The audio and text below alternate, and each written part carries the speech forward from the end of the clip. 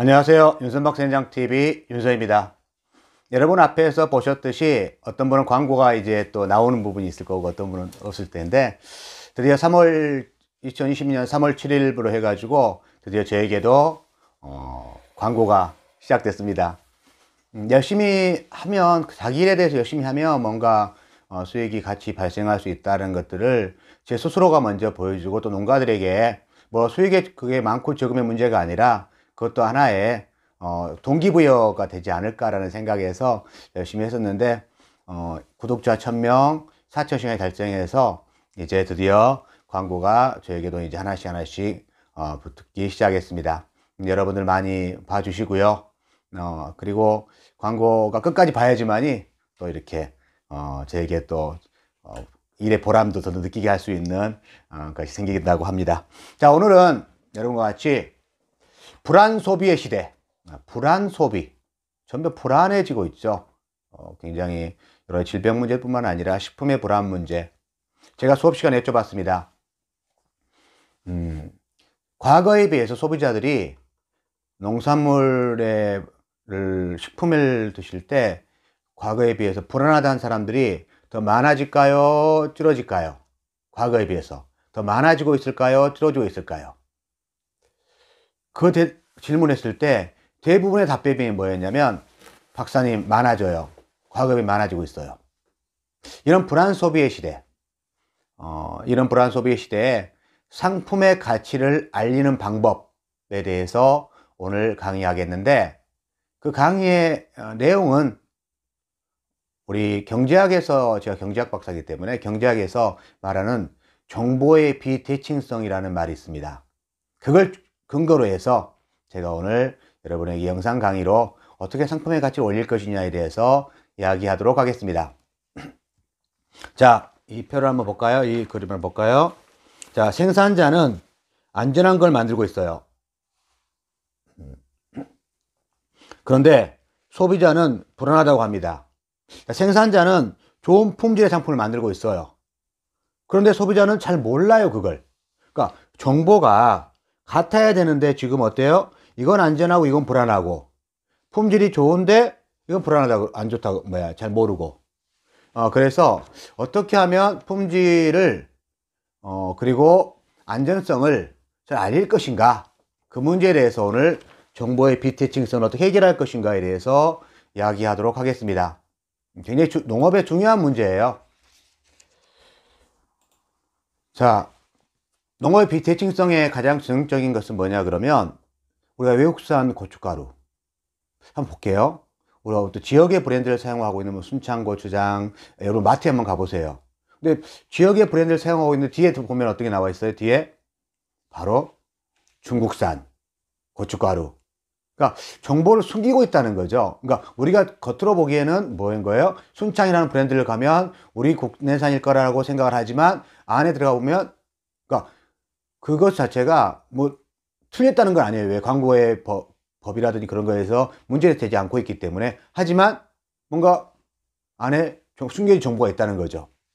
자, GMO 농산물, 소비자 잘 알지 못하는 거예요.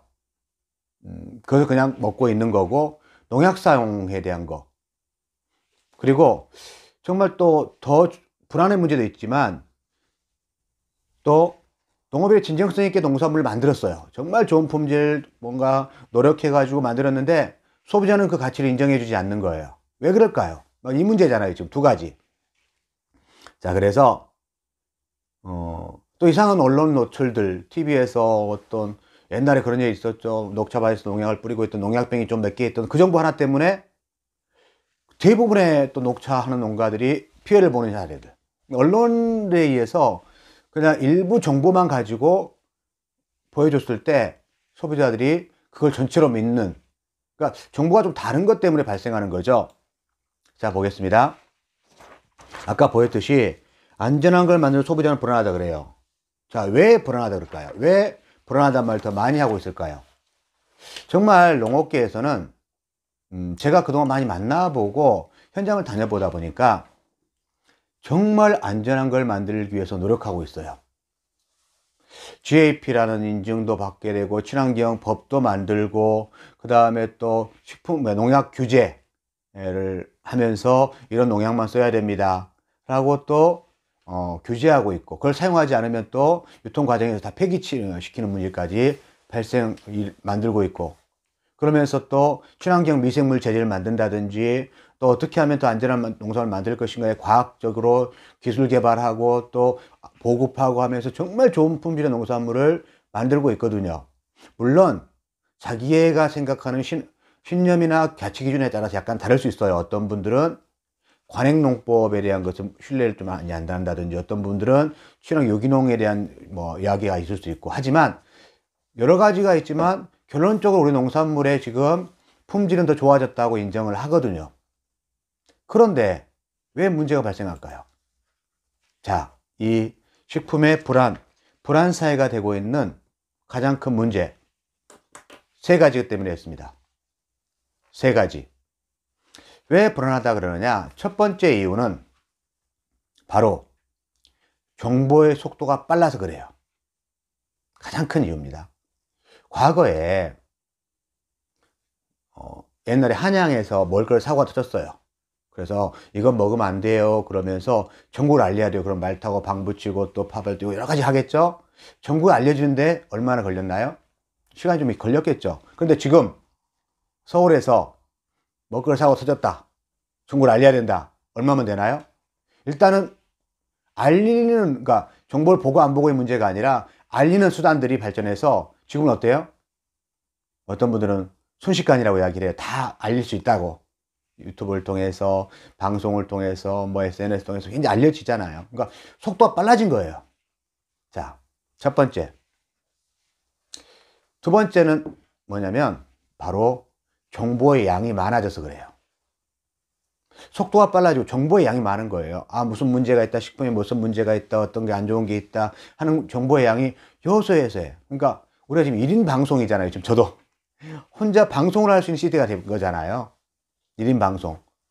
수많은 사람이 정보를 이렇게 보낼 수 있는 것들, 특히나 식품의 불안 문제에서 더 문제는 되는 거 있는 것은 이상한 소식들, 안 좋은 소식들, 문제가 있는 소식들은 더 빨리 퍼지는 거예요. 그리고 사람들의 머릿속에 그게 계속 저장되어 있는 거죠. 그러다 보니까 어떤 먹을거리에 대해서 불안해지는 속성이 있는 거고요. 자, 그런 요인들이 왜 발생하느냐? 또 하나, 가장 기본은 뭐예요? 세 번째, 바로 식품의 검사 기술이 발전해서 그러는 거예요. 식품의 검사 기술이 과거에 비해서 밝혀지지 않았던 거, 안 했더니 지금은 검사를 계속 할 수 있는 거니까 진단 키트만 있어도 다 밝혀내잖아요. 그러니까 검사에 발전하다 보니까 과거에는 없었던 것도 생기는 거죠.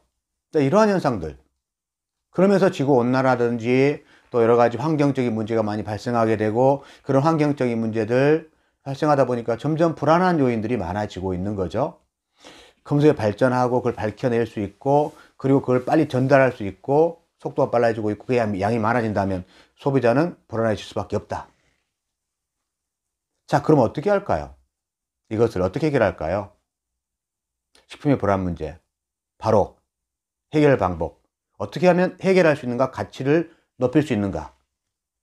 첫 번째, 왜 이런 일이 발생했나요? 아까 생산자는 안전한 걸 만들고 있고 품질을 좋은 걸 만들고 있는데, 자, 소비자는 불안하다 그랬잖아요. 자, 왜 일이 발생하고 있었나요? 소비자들이 결론은 못 믿겠다는 거예요. 못 믿겠다. 불안 시대에 못 믿겠다. 자, 왜 못 믿겠다는 거예요? 왜 못 믿겠다? 안 보아서. 뭘 안 보아서? 생산 과정을 안 보아서. 생산 과정을 안 보아서 그렇다. 그럼 어떻게 하면 될 거냐, 이걸? 생산 과정을 보여주면 되잖아요. 어떻게 보여줄까요? 못 믿겠다. 생산 과정을 보여주세요. 그럼 어떻게 보여주면 되는 거예요? 제일 좋은 방법이 뭘까요? 아, 집에 한번 와보세요. 집에 한번 와보세요. 와보면 될 거 아니에요.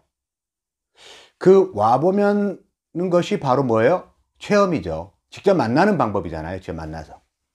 와서 뭐라는 거예요? 아, 내가 어떻게 농사 지어왔고, 했던 과정이 뭐였고. 우리가 체험이라 그러면 500명, 1000명 뭐 이렇게 와서 그 수익을 만들어낸 게 아니라 고객이 낸 농장을 체험하는 거. 직접 만나는 방법이잖아요. 직접 만나는 방법. 두 번째, 와서 보여주는 방법이 또 뭐가 있을까요? 바로 못 믿겠어요. 그러면 제가 동영상으로 올려서 보여줄게요. 생동감이 있잖아요. 뭔가 제일 가장 뭐예요? 친밀도가 높은 건 만나는 거지만 좀 못하겠다 그러면 동영상을 보여주는 거죠. 그래서 우리가 지금 유튜브를 영농일지로 해가지고 쓰고 있다고 하고 있는 게 가치를 높이는 방법이잖아요. 내가 지금 영상을 보여주면서 또 이걸 어떻게 하는 거예요? 직접 못 온다 그러니까 내가 물건 구입한 사람에게 내가 농사를 지어왔던 과정들 짧게 만들어서 뭐 영상을 보여주면 이거 한번 보세요. 제가 한번 농사 짓는 과정이에요. 또 어떤 사람은 사과를 어떻게 저장하는 방법이에요 하면서 영상을 만들어서 보여줘도 되잖아요. 보내줄 수단이 많아지고 있죠. 뭐 카톡도 있고 뭐 여러 가지 페이스북 여러 가지 도구들이 많아지고 문자도 있고 도구들이 많아지다 보니까 이렇게 과거에는 만날 수 있는 상황들이 많지 않았었는데 지금 만날 수 있는 계기들이 많잖아요. 자, 그러면 신뢰도가 제일 높은 게 만나는 거고, 그 다음에 영상, 그 다음에 또 사진, 블로그라든가 사진에 올려가지고 계속 접촉 만나는 거죠. 또 그 다음에 글을 써가지고 만나는 거고, 그걸 말로 하는 거. 자, 제 신뢰도에서 말, 그 다음 글, 사진, 영상, 직접 만남. 이게 어떻게 하는 거예요? 하나 단계별로 신뢰도가 높아지는 거잖아요. 고객과 신뢰를 쌓아야 된다. 다 알고 있는 이야기예요. 그런데 그 신뢰를 쌓는 방법의 문제예요. 그래서 어떻게 안전하게 만들 것인가. 오늘 여러분과 같이 했던 내용은 정보의 비대칭성. 이게 뭐냐면 사는 쪽과 파는 쪽의 정보가 다르다. 뭐가 정보가 다르냐? 우리가 그 중고차 시장 이걸 처음에 제안했던 사람이 미국의 조지 에클로프라는 경제학자가 처음 제안했었거든요. 근데 그것이 뭐냐면 보니까 그 자동차 중고 시장에 파는 사람들이 자기가 했던 사고라든지 그런 걸 숨기려고 하는 속성이 있더라. 사는 사람 잘 모르잖아요. 그러니까 정보가 다르다는 거예요. 감춰진 행동, 한 사람의 행동이 다른 사람이 관찰할 수 없을 때 만들 수 있는 게 정보의 비대칭성이라고 이야기를 합니다. 농업의 이 정보의 비대칭성이 라는 어떤 그런 속성들이 기회가 될까요? 위협이 될까요? 유리할까요? 불리할까요? 이런 속성들이. 농업은 그동안에 정보를 많이 주지 않는 입장에서 해왔을 때는 불리한 속성들이에요. 왜냐면 소비자들은 정보를 굉장히 많이 알고 있고 알려고 하는 반면에 여러 가지 이상한 정보들이 많이 소비자들이 갈 수 있잖아요. 생산자들은 자기가 했던 과정들에 대한 정보를 많이 안 좋았다고요. 뭐 잘 알아주겠지. 우리 열심히 하면 되겠지. 품질을 뭐 보면 알겠지라고 생각했는데 점점 소비자는 불안하다고 하고 있는 거예요. 그게 굉장히 중요한 가치거든요. 그래서 지금은 어떻게 하는 거예요? 제대로 알려주면 소비자가 믿겠다는 거예요. 그러니까 품질의 속성이 잘 만들어진 것이지만 그걸 가지고 어떻게 뭐 포장하는 문제가 아니라 과대 포장하는 문제가 아니라 어떻게 하면 그것을 제대로 알릴 거냐. 정보 비대칭성이라는 거에서 바로 직접 만나고 영상을 보여주고 그 다음에 블로그라든지 사진을 보여주면서 소통하는 거, 경영의 가장 기본이잖아요. 그것이 왜 해야 되는지에 대한 문제를 오늘 같이 이야기를 나눠봅니다. 대부분 사람들이 그런 이야기를 해요. 기회라고. 정보의 비대칭성을 해결하면 소비자가 제대로 알아준다고 합니다. 이상으로서 오늘 여러분과 함께 불안 소비의 시대에 대처하는 방법에 대해서 알려드렸습니다. 감사합니다.